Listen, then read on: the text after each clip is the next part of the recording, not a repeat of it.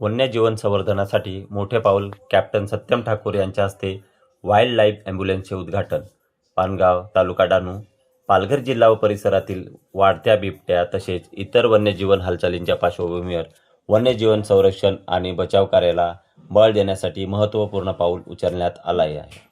Wild conservation animal welfare association WCAWA आणि captain Satyam Thakur यांच्या संयुक्त विद्यमानाने आयोजित विशेष कार्यक्रम वन्यजीवन बचाव व उपचारासाठी समर्पित वाईल्ड ॲम्ब्युलन्स कम रेंजर व्हेकलचे उद्घाटन करण्यात आले.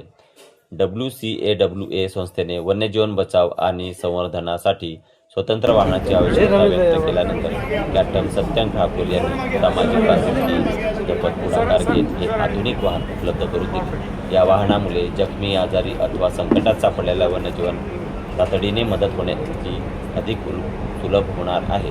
पानगाव स्टेशन पश्चिम येथील कॅप्टन सत्यम ठाकूर कार्यालयात पार पडलेल्या या कार्यक्रमात वन्यजीवन व समुद्र कासव संवर्धनाबाबत जनजागृती करण्यात आली आहे.